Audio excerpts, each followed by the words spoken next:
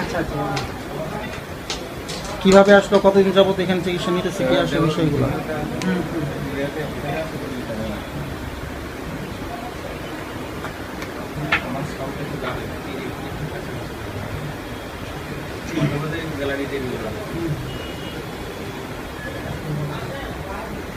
সম্মানিত সুধীমণ্ডলী, আসসালামু আলাইকুম।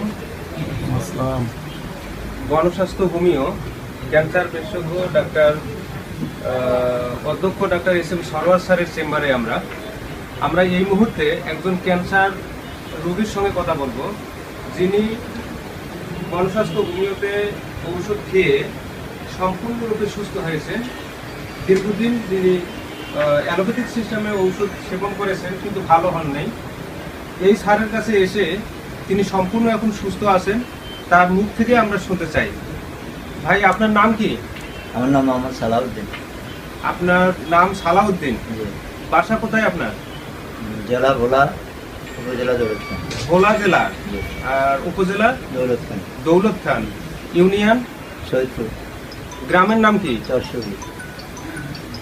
হ্যাঁ, চরসুবি। চরসুবি। আচ্ছা আচ্ছা।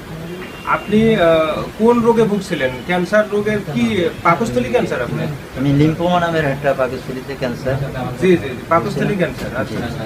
তো আপনি কতদিন এর আগে চিকিৎসা করেছেন? কোথায় কোথায় চিকিৎসা করেছেন? আমি ক্যান্সার গবেষণা ইনস্টিটিউশনে যখন গিয়েছিলাম, তখন সেখানে তারা আমার পরীক্ষা নিরীক্ষা করার পরে আমার 6টা কেমো লাগবে বলছিলেন।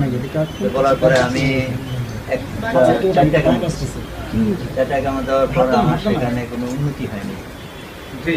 অবনতির দিকে দেখার পরে তারপরে আমি এক রোগীর মারফতে জানতে পারলাম যে গণস্বাস্থ্য হোমিওতে ক্যান্সারের চিকিৎসা করা হয়। আর ওই ডাক্তাররা বলছে যে ওখানে কত টাকা খরচ করছেন আপনি? আমার 5.5 লক্ষ টাকা গেছে। 5.5 লক্ষ টাকা আপনি খরচ করার পরে আপনি গণস্বাস্থ্য হোমিওতে এসেছে।